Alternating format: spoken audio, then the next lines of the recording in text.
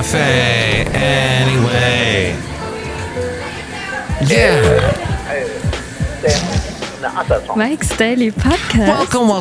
Welcome to episode 2553, 2553. It's Mike's Daily Podcast. That's why they say Mike's Daily Podcast. At the beginning of this show, it's Mike Matthews live from Cafe Anyway, somewhere in Podcastro Valley. I was driving down the back alleys trying to get home because of all the craziness and the traffic, but it wasn't that bad.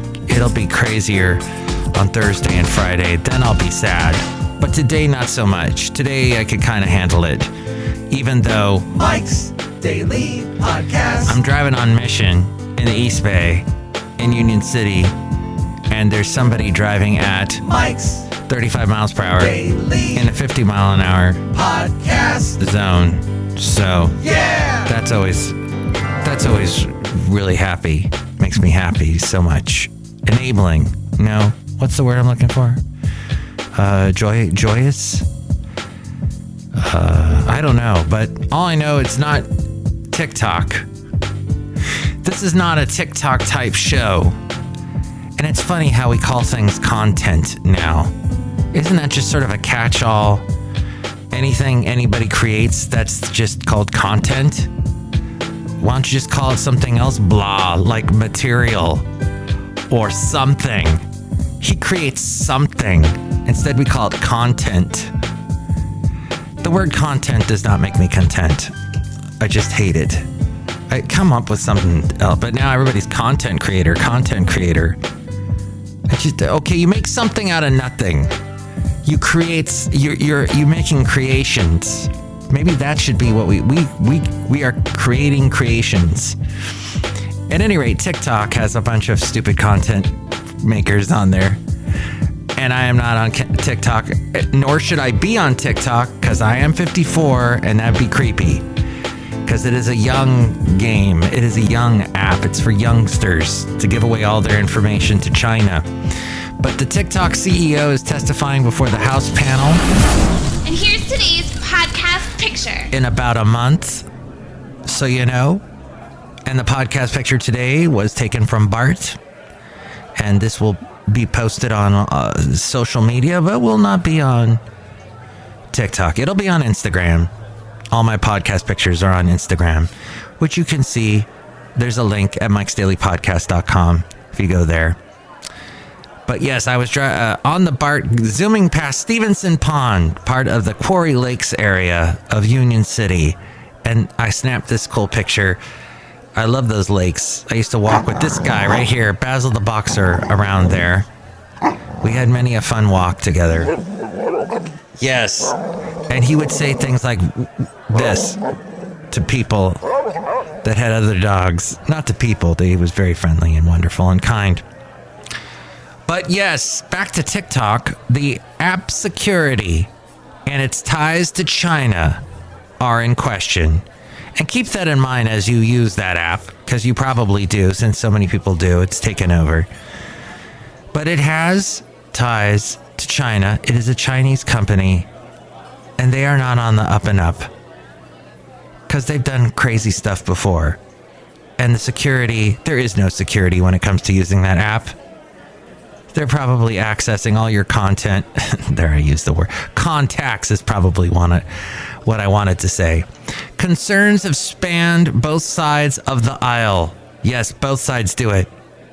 In this case, both sides of the aisle, Democrats and Republicans, are concerned with lawmakers passing a ban on TikTok on government devices in a year-end legislative package last year, citing security fears.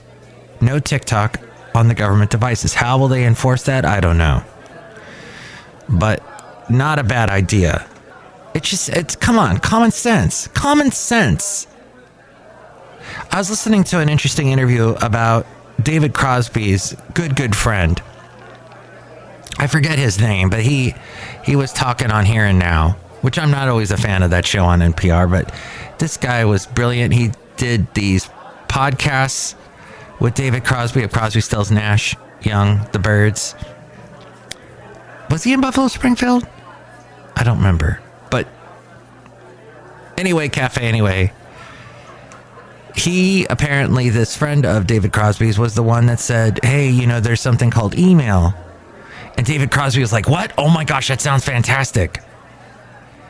And then the friend said, okay, well, what username do you want to use? And you want to make sure that it doesn't have your name in it, you know, so people won't know that it's you. He goes, oh, no, I want people to know my name. I want people to know it's me.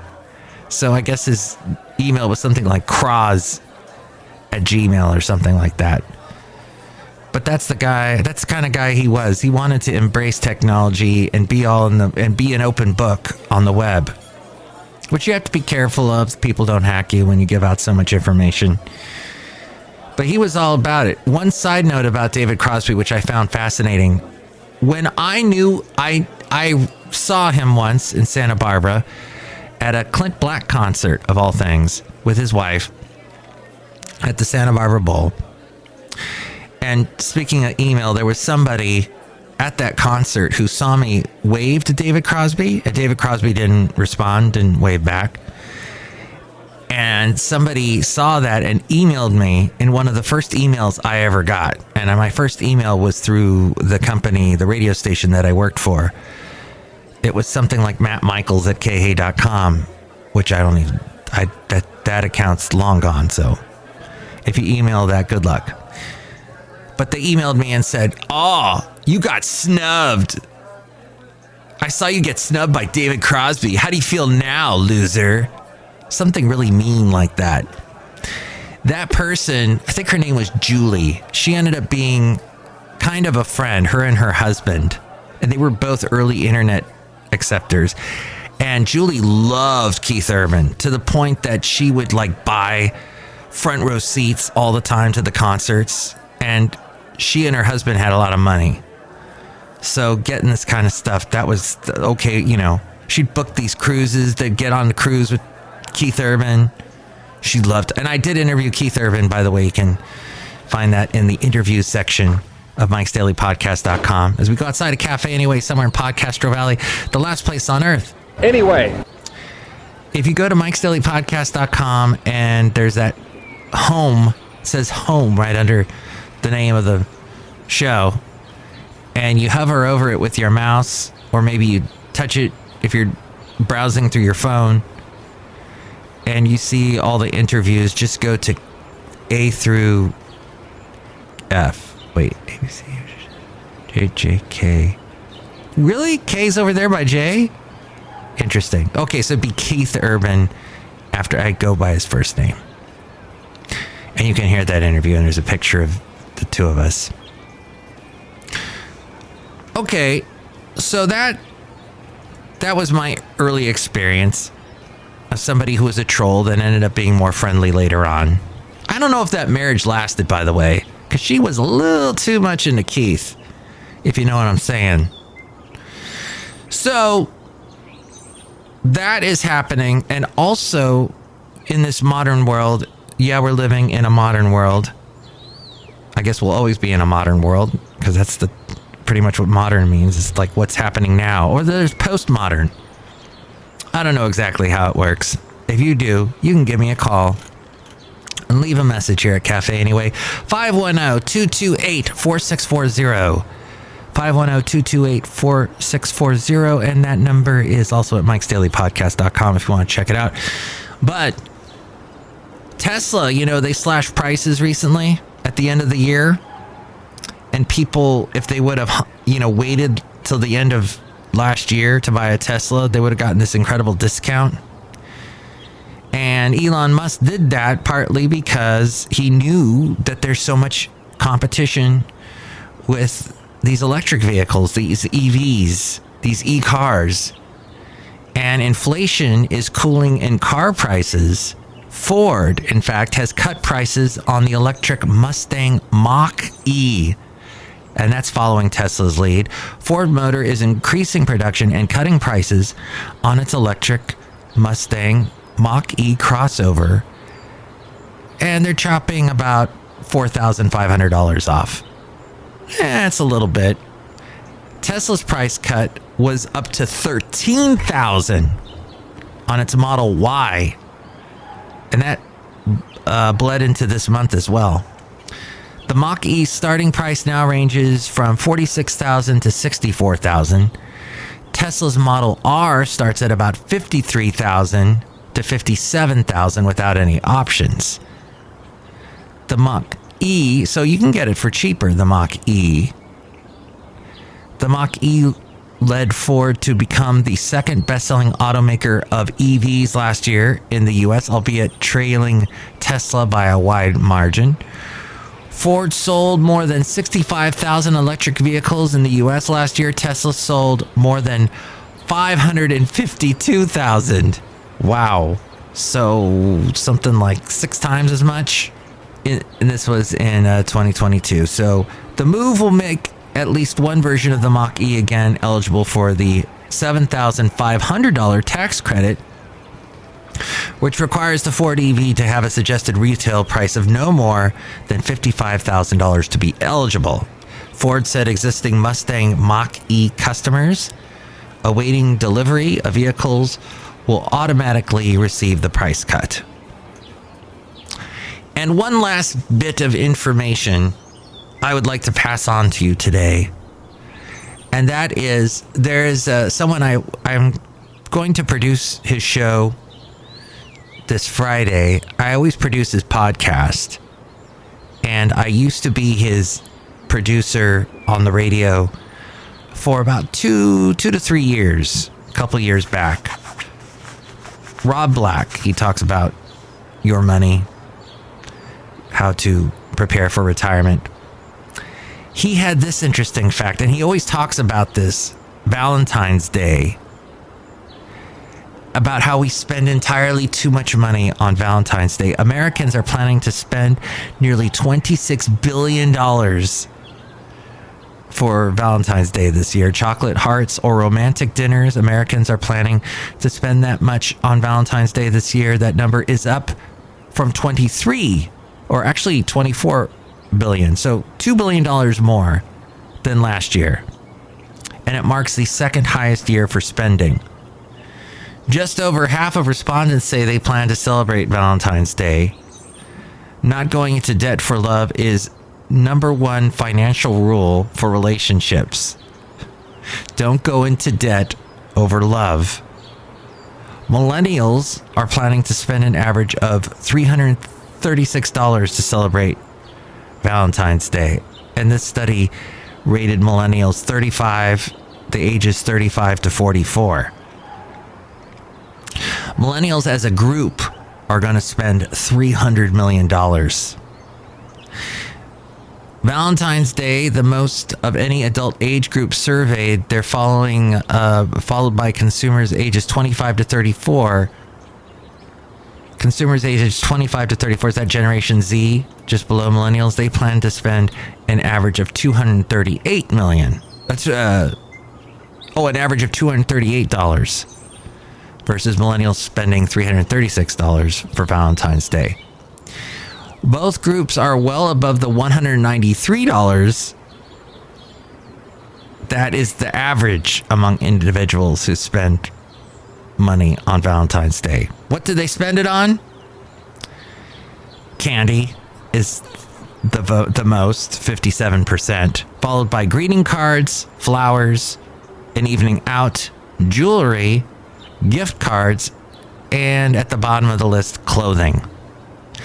If all goes well on Valentine's Day, it might lead to an engagement ring.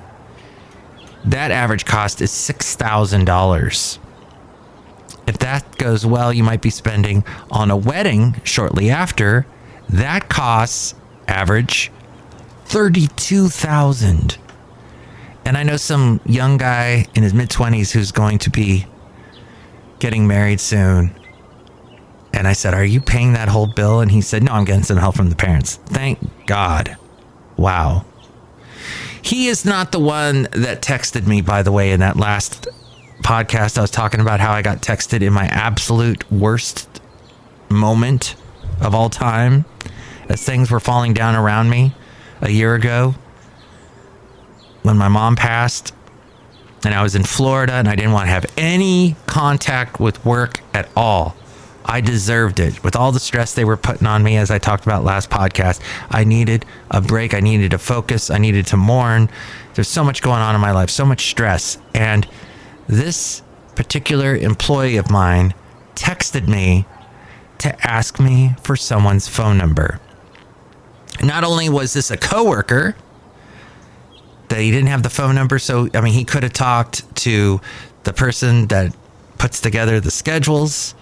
He could have talked to any other employees that probably had the phone number. And in fact, he knew this person from before, so he should have had the phone number from before, but instead he had to bother me while I was at the funeral home getting ready for everything, all the horrible stuff that was going on. People, you need to prioritize, is what I'm saying.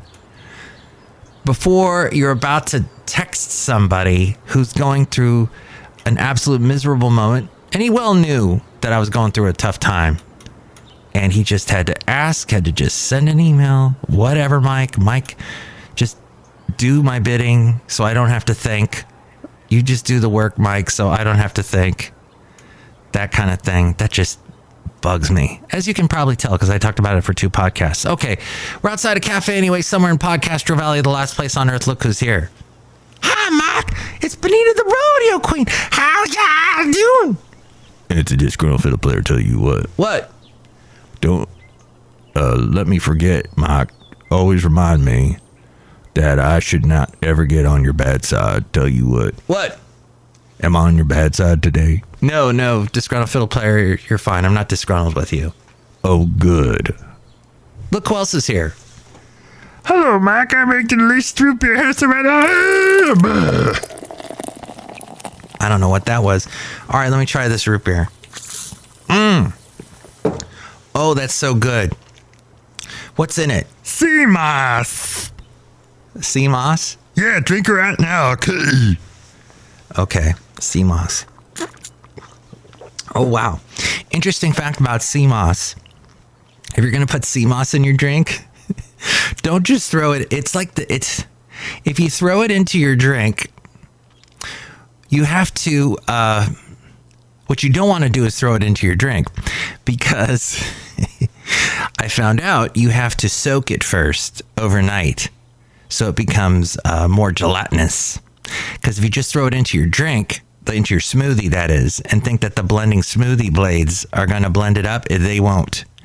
And you end up drinking, and you end up with it's like you're getting one of those branches. You know when you buy grapes, and they got the grapes all held together by one of those little grape branches?